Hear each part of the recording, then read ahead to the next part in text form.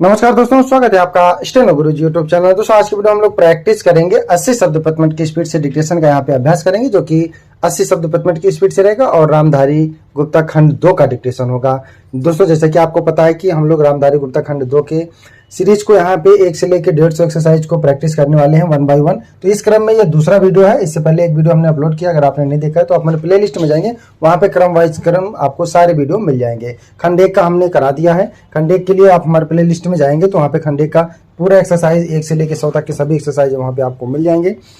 ठीक है, तो इस क्रम में ये हमारा दूसरा वीडियो है। नेक्स्ट वीडियो भी आपको डेली मिलता रहेगा। तो अगर आपने चैनल को सब्सक्राइब नहीं किया तो सब्सक्राइब करके नोटिफिकेशन बेल ऑन रखना, जिससे इंपॉर्टेंट वीडियो आपसे मिस ना हो। वीडियो पसंद आए तो वीडियो को लाइक कर देना। चैनल पर पहली बार आए हैं तो सब्सक्राइब करके नोटिफिकेशन बेल ऑन रखना और अपने दोस्तों को भी शेयर करना ताकि वो भी इसका लाभ ले सकें। दोस्तों इसमें जो आउटलाइन दिख रही है वो आपको ऋषि प्रणाली में है। ठीक है, अगर आप किसी और प्रणाली से सीखे हैं तो आप अपनी आउटलाइन खुद बना सकते हैं, या अगर आपको आउटलाइन अच्छी लगे तो आप इसको डिक्टेशन में प्रयोग कर सकते हैं। तो ज़्यादा समय न लेते हुए चलिए स्टार्ट करते हैं। Ready, 5 second, start. आइए आज हम अपने विचारों को उस दिन तक ले जाएं जब हमने गणराज्य की घोषणा की थी। अपनी विकास की योजनाओं के संबंध में हमने वास्तव में काफ़ी प्रगति की है, परंतु क्या हम भारत के सब नागरिकों को दरिद्रता, अभाव तथा कष्ट से मुक्त करा पाए हैं? प्रकृति की शक्तियों को अपने अधीन करने और जनता के कल्याण के लिए उन्हें नियंत्रण में लाने की दिशा में भी हम आगे बढ़े हैं, किंतु हम यह नहीं भूल सकते कि कुछ महीने ही हुए हमें भारत के उत्तर पूर्वी प्रदेशों में भयानक बाढ़ का सामना करना पड़ा था, जिसके कारण यातायात के साधन छिन्न भिन्न हो गए और वहाँ की जनता को भारी हानि उठानी पड़ी। निसंदेह साक्षरता, प्रसार और रोगों के निराकरण के महत्वपूर्ण उपाय भी हमने सोचे हैं। यद्यपि अभी भी देश के बहुत से भागों में निरक्षरता और बीमारी पर्याप्त मात्रा में दिखाई देती है, जन कल्याण की योजनाओं को हम बराबर आगे बढ़ाते रहेंगे। यह हमारा दृढ़ संकल्प है, इसमें संदेह नहीं किया जा सकता। इन योजनाओं के पूरे होने के संबंध में जो प्रयास अब तक किया गया है, उससे भी हमें असंतुष्ट नहीं होना चाहिए। फिर भी जो कुछ अब तक किया जा सका है, यदि वह बहुत चमत्कारी नहीं दिखता तो उसका कारण यह है कि अभी निर्माण कार्य जारी है और समाप्त नहीं हुआ है। राष्ट्र के निर्माण में समय की आवश्यकता होती है। आज हमारा गणराज्य दिवस है और भारत जैसे प्राचीन राष्ट्र के इतिहास में 5-7 वर्ष की अवधि एक स्वल्प काल है। आइए हम विगत वर्ष की घटनाओं पर नज़र डालें और यह देखें कि विकास के कार्यों और निर्माण योजनाओं की दिशा में हम कहां तक आगे बढ़ सके हैं।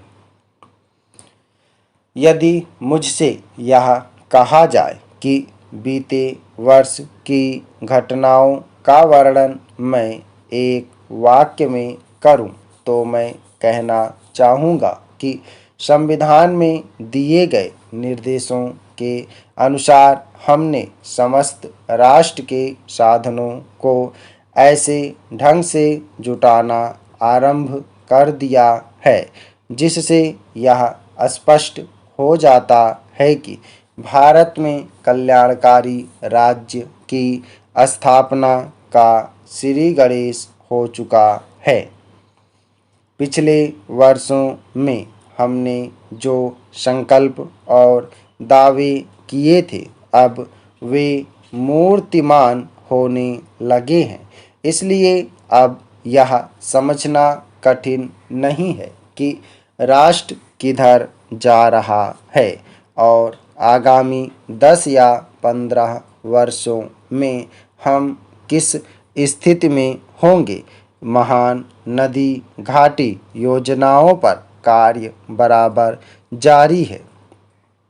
इनमें से एक योजना भाखड़ा नंगल योजना से बहुमूल्य पानी और बिजली पंजाब पेप्सू तथा राजस्थान के भागों को मिलने भी लग गई है।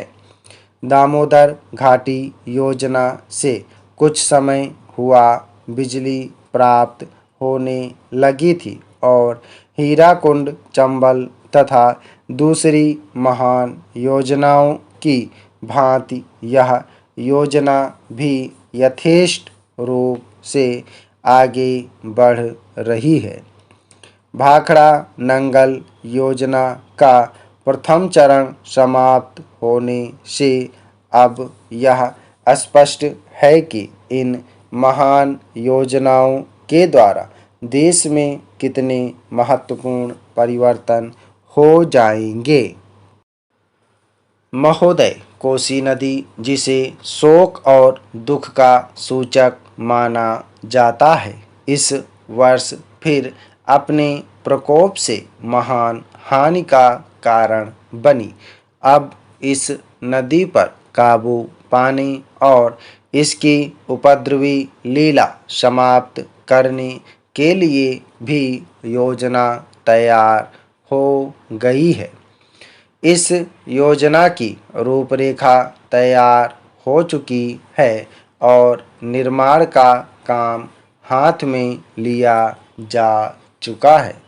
आशा है इस योजना के निर्माण से बड़े पैमाने पर जनसाधारण को सेवाएं उपलब्ध होंगी।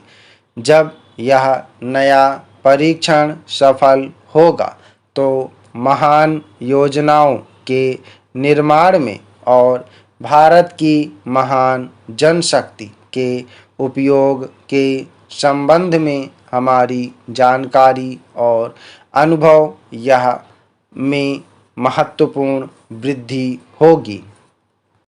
औद्योगिकरण के क्षेत्र में उन्नति, उत्पादन में और अधिक वृद्धि और भारत की प्रति व्यक्ति आय में वृद्धि विचाराधीन वर्ष की कुछ महत्वपूर्ण बातें हैं।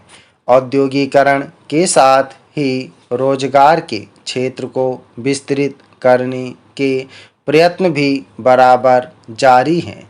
कुटीर उद्योगों और घरेलू धंधों को प्रोत्साहन देकर औद्योगिकरण और रोजगार में समुचित संतुलित स्थापित करने का प्रयास किया जा रहा है।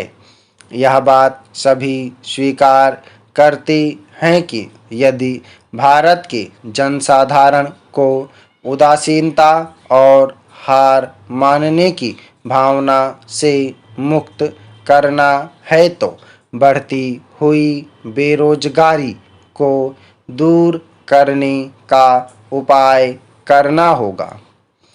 इस दिशा में घरेलू उद्योग धंधे बहुत से लोगों को आंशिक या पूर्ण उपयोगी काम देकर इस समस्या का बहुत कुछ समाधान कर सकते हैं। इसीलिए पंचवर्षीय योजनाओं में पुराने घरेलू उद्योगों को पुनर्जीवित करने और चालू कुटीर उद्योगों को प्रोत्साहन देने की व्यवस्था की जा रही है। विदेशी मामलों के क्षेत्र में हमारी सफलता और भी अधिक है। हमारी नीति, जिसे मैं सक्रिय और सोद्देश्य तटस्थता की नीति कहना चाहूँगा, वास्तविकता व्यवहार में किसी भी देश अथवा यहाँ के लोगों को अपना शत्रु ना समझने की नीति है। इस नीति के फलस्वरूप हमें विश्व शांति के पक्ष की कुछ सेवा करने का अवसर मिला है। हम प्रसन्न और आभारी हैं कि संसार के राष्ट्रों में भारत का स्थान इतना ऊंचा है। इंडोचीन निरीक्षण और नियंत्रण अंतर्राष्ट्रीय आयोग की अध्यक्षता हमने स्वेच्छा से स्वीकार की है और हमारे नागरिक यथासाध्य उस देश में शांतिपूर्ण निर्वाचन संबंधी समस्याओं का सामना कर रहे हैं। स्टॉप। ओके दोस्तों, आप लोग इसको प्रैक्टिस करिएगा। अगर एक बारी में छूटेगा, 2 बारी, 3 बारी, 4 बारी लिखिएगा, जरूर लिख लेंगे। 80 शब्द प्रति मिनट की स्पीड से है, सभी लोग प्रैक्टिस करेंगे। खंड 2 का मैटर है। उम्मीद है कि दोस्तों वीडियो आपको पसंद आया होगा, तो वीडियो को लाइक कर देना और अगर अभी तक आपने हमारे चैनल को सब्सक्राइब नहीं किया तो प्लीज़ सब्सक्राइब करके नोटिफिकेशन बेल ऑन करना। और दोस्तों, अगर आप डेली डिस्कशन चाहते हैं तो आप चाहें तो चैनल का मेंबरशिप ले सकते हैं या हमारे पेड ग्रुप को ज्वाइन कर सकते हैं। अधिक जानकारी के लिए आप हमें मेल कर सकते हैं। हमारी मेल ID है studyforstenographer@gmail.com। अपना बहुमूल्य सुझाव हमें कमेंट बॉक्स में जरूर देना। वीडियो को पूरा देखने के लिए बहुत बहुत धन्यवाद। Thanks for watching. जय हिंद, जय भारत।